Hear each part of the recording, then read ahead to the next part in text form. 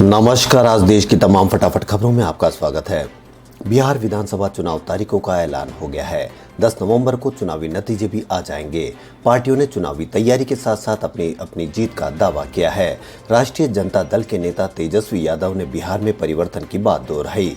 चुनाव से पहले तेजस्वी यादव ने एक दावे में कहा कि अगर उनकी सरकार बनती है तो पहले ही कैबिनेट बैठक में बिहार के 10 लाख युवाओं को नौकरी का आदेश देंगे। शिवसेना के वरिष्ठ नेता और राज्यसभा सांसद संजय राउत ने मोदी सरकार पर तीखा हमला बोला है। अकाली दल के एनडीए से अलग होने पर ही संजय राउत ने कहा कि जिस गठबंधन में शिवसेना और अकाली दल नहीं है, मैं उसको एनडीए नहीं मानता हूं। संजय राउत ने कहा कि एनडीए के मजबूत स्तंभ शिवसेना और अकाली दल थे। कोरोना संकट के बीच अगर आप अपने सस्ते दाम पर प्लाट, मकान या फिर दुकान खरीदना चाहते हैं तो फिर इस नीलामी प्रक्रिया में हिस्सा ले सकते हैं। दरअसल देश का सबसे बड़ा बैंक एसबीआई 30 सितंबर को एक मेगा ई ऑक्शन कराने जा रहा है, जिसमें 1000 से अधिक अचल संपत्तियों को नीलाम किया जाएगा। इन प्रॉपर्टी में फ्लैट, प्लॉट और दुकानें शामिल है। ऑस्ट्रेलियाई महिला क्रिकेट टीम इन दिनों अपने घर में न्यूजीलैंड के खिलाफ T20 इंटरनेशनल सीरीज खेल रही है। रविवार को ब्रिस्बेन के एलन बॉर्डर फील्ड पर खेला गया मुकाबला ऑस्ट्रेलियाई विकेटकीपर एलिसा हीली के वर्ल्ड रिकॉर्ड की वजह से यादगार बन गया।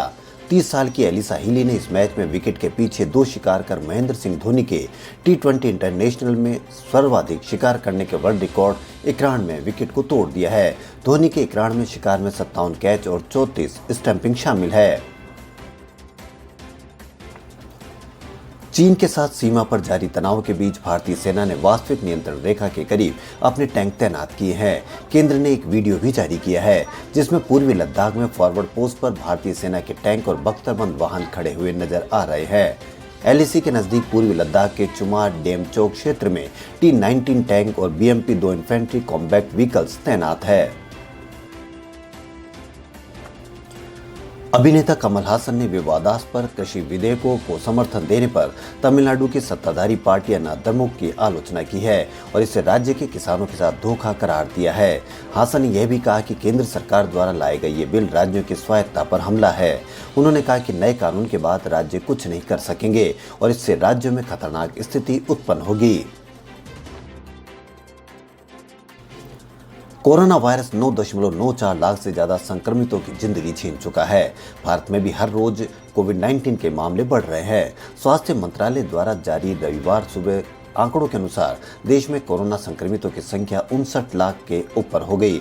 पिछले 24 घंटों में कोरोना के 88,600 नए मामले सामने आए।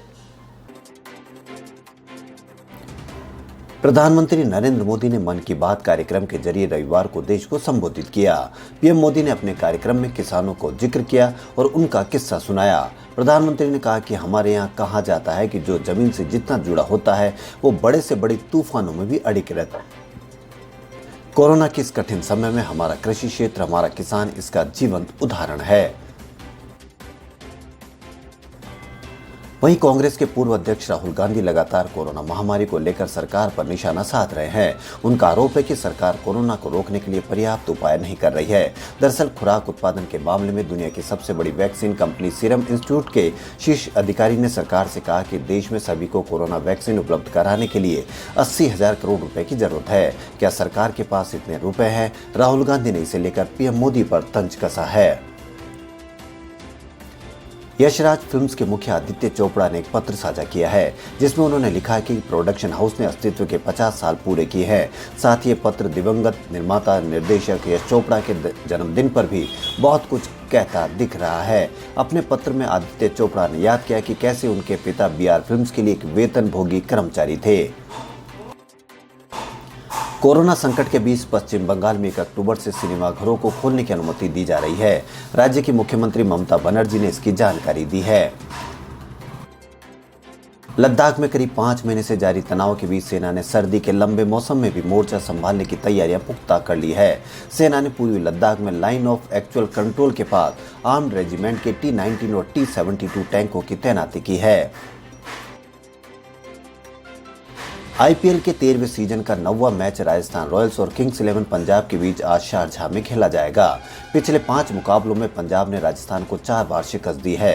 वहीं 2014 में शारजाह में ही दोनों टीमों का आमना सामना हुआ था, जिसमें पंजाब ने राजस्थान को 7 विकेट से हराया था।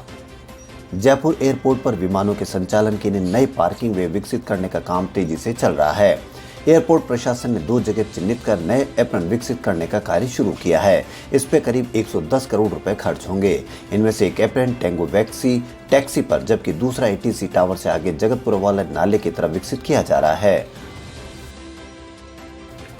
राजस्थान के शिक्षा मंत्री गोविंद डोटासरा ने रविवार को तृतीय श्रेणी से तृतीय श्रेणी भर्ती 2018 में चयनित अभ्यर्थियों को कार्यग्रहण करने की तारीख में छूट दी है। उन्होंने कार्यग्रहण की तिथि को 10 अक्टूबर तक बढ़ा दिया है, जो पहले 30 सितंबर निर्धारित थी, जिसकी जानकारी गोविंद सिंह डोटारा ने खुद ट्वीट करके दी है। खबरों फिलहाल इतना ही। यदि आपको हमारा चैनल पसंद आए तो लाइक, सब्सक्राइब और शेयर अवश्य करें। धन्यवाद।